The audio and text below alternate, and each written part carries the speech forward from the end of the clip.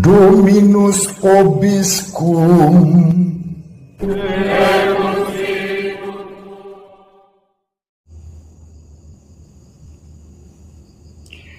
Sahabat peradaban kasih ekologis yang terkasih, selamat berjumpa dalam Renungan Harian bersama saya melalui channel ini. Merdeka! Merdeka! Merdeka! Selamat merayakan ulang tahun kemerdekaan bangsa kita, bangsa Indonesia yang dibentuk oleh para founding fathers kita sebagai negara kesatuan Republik Indonesia dengan dasar Pancasila dan Undang-Undang Dasar 1945 dalam bingkai Bhinneka Tunggal Ika. Merah putih menjadi bendera kita dan dengan demikian juga menjadi ekspresi semangat kebangsaan kita. Merah memuat keberanian, sumber kehidupan, darah yang terus mengalir, menjadi tanda kehidupan kita, bukan untuk ditumpahkan lagi atas nama kebencian, atas nama dendam, atas nama permusuhan, tetapi menyatukan kita dengan semangat yang membawa kehidupan kebersamaan sebagai bangsa. Putih menjadi tanda kesucian semangat kita dalam membangun bangsa ini dengan kejujuran, dengan keadilan, dengan kerukunan, dengan persaudaraan. Maka segala perilaku yang korup dan sikap yang korup hendaknya tidak dilakukan oleh para pengemban bangsa ini dalam bidang apapun, eksekutif, yudikatif, maupun legislatif. Dirgahayu Negara Kesatuan Republik Indonesia tetap maju dalam keberagaman, dalam kerukunan, berdasarkan semangat religiusitas kita kepada Tuhan Yang Maha Esa, apapun sebutannya, apapun sebutan kita sesuai dengan agama dan kepercayaan kita masing-masing, untuk mewujudkan keadilan sosial bagi seluruh rakyat Indonesia, membangun persatuan Indonesia sebagai bangsa. Kalau ada persoalan-persoalan, duduk bersama, bermusyawarah, bermufakat yang sehat, bukan dengan memaksakan kehendak. Demi terwujudnya keadilan sosial bagi seluruh rakyat Indonesia. Kita membawa semua cita-cita itu di dalam doa-doa kita dan mewujudkannya di dalam semangat hidup kita sehari-hari sebagai warga bangsa Indonesia. Hari ini permenungan kita tidak jauh-jauh dari realitas itu. Realitas memberikan yang terbaik kepada bangsa ini yang tidak berlawanan dengan apa yang kita persembahkan kepada Allah. Dasarnya adalah Injil Matius. Injil Matius bab 22 ayat 15 sampai 21. Sekali peristiwa, orang-orang Farisi berunding bagaimana mereka dapat menjerat Yesus dengan suatu pertanyaan.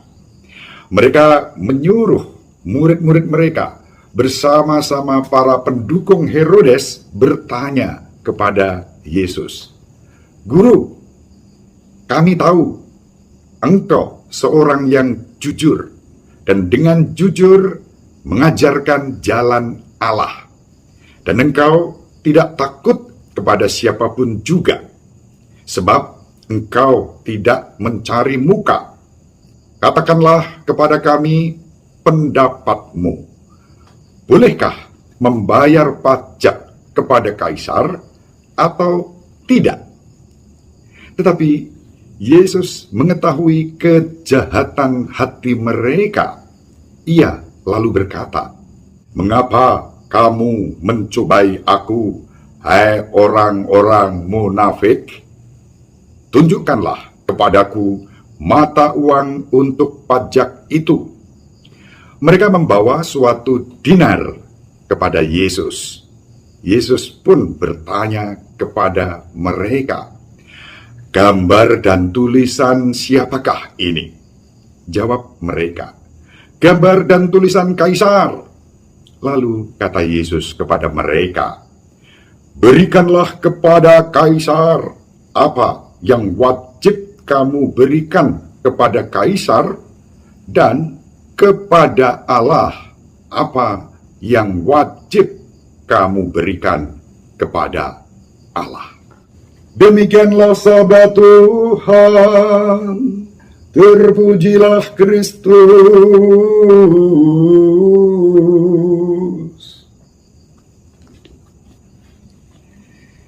Sahabat peradaban kasih ekologis yang terkasih, suasana dialog antara murid-murid orang-orang Farisi yang bersekongkol dengan anak buah Herodes, raja yang bengis, dengan mengajukan pertanyaan kepada Yesus, "Boleh nggak membayar pajak kepada Kaisar atau tidak?" Itu merupakan pertanyaan jebakan. Mengapa? Kalau Yesus mengatakan, "Oke, boleh, silahkan membayar pajak kepada Kaisar," dengan jawaban itu mereka akan mempersalahkan Yesus. Nah, ini dia, ternyata Yesus ini kong kali kong juga dengan penguasa, dengan penjajah pada waktu itu, penguasa Romawi yang menindas rakyat pada masa itu. Itu kalau Yesus mengatakan boleh, silahkan. Dan itu berarti berlawanan dengan Yesus yang memperjuangkan keadilan, kasih, dan kebebasan, kemerdekaan. Sebaliknya, kalau Yesus mengatakan, "Jangan bayar pajak," nggak apa-apa, mereka juga akan bilang, ini dia. Ternyata Yesus seorang provokator yang memprovokasi kita semua untuk tidak membayar pajak, dan itu berarti melawan Kaisar. Yesus harus kita laporkan kepada Kaisar supaya ditangkap dan dipenjarakan. Jadi sahabat peradaban kasih ekologis yang terkasih, menjawab boleh salah, menjawab tidak boleh juga salah. Itu jebakan maut. Dan Yesus tidak kalah dengan jebakan itu. Kecerdasan spiritual Yesus menangkap maksud jahat mereka. Yesus bertanya, "Kamu bayar pajak itu pakai apa? Mana? Tunjukkan padaku apa yang kamu pakai untuk bayar pajak." Lalu mereka membawa 1 dinar kepada Yesus. Yesus memegang dinar itu, menunjukkan kepada mereka, "Ini gambar dan tulisan siapa?" "Gambar dan tulisan Kaisar," kata mereka. Dan disitulah Yesus memberikan jawaban yang cerdas secara spiritual. "Berikanlah kepada Kaisar yang wajib kamu berikan pada Kaisar, berikanlah kepada Allah yang wajib kamu berikan kepada Allah." Artinya apa? Kalau Kaisar berlaku tidak adil, ya hak Allah untuk keadilan harus diperjuangkan, harus diutamakan. Tidak boleh begitu saja tunduk kepada Kaisar yang sewenang-wenang, yang tidak adil. Tapi kan Yesus tidak frontal. Dan jawaban itu membuat mereka bungkam, lalu pergi, lupa untuk minta uang dinar yang diberikan pada Yesus. Mungkin Yesus langsung memberikan pada para muridnya, "Nih, dapat dinar nih, silakan kamu pakai untuk membantu orang-orang yang membutuhkan pertolonganmu." Nah, itu imajinasi saya, ya, tidak ada dalam kitab suci. Mungkin Yesus mengembalikan itu kepada mereka, "Hei, jangan lupa ini dinarnya, kamu bawa lagi, aku nggak butuh ini, silakan." Mungkin begitu ya.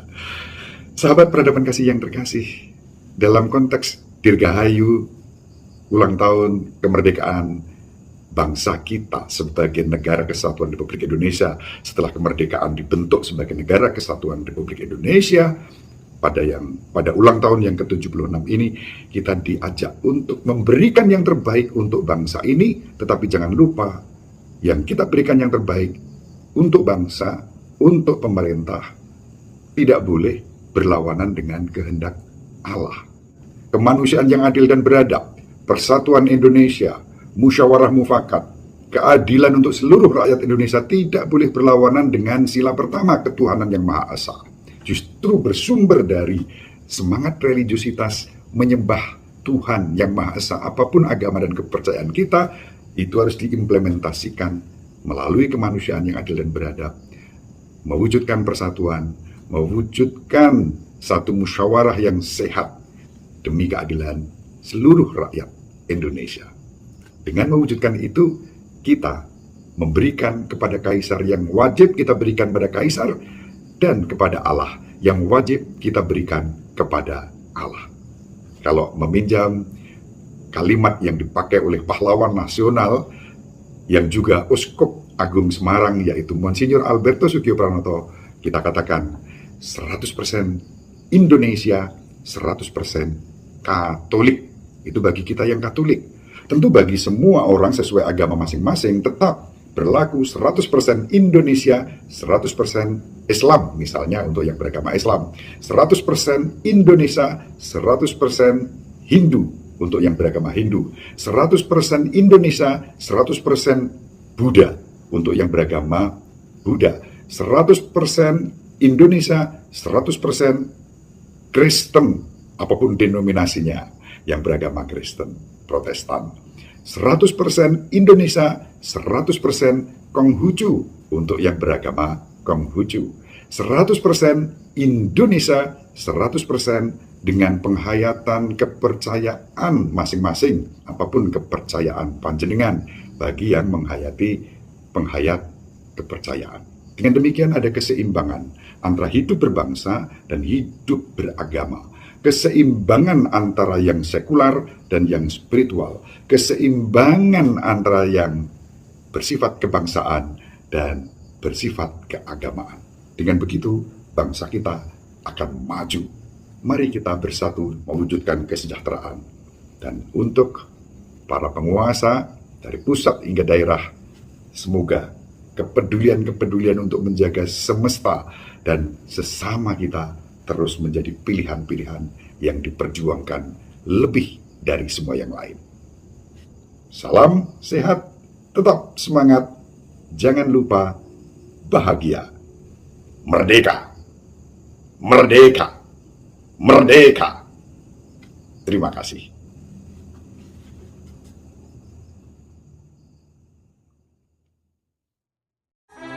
Sahabat peradaban kasih yang terkasih, sampai jumpa pada episode berikutnya.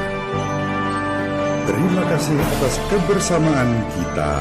Salam peradaban kasih ekologis, berkah dalam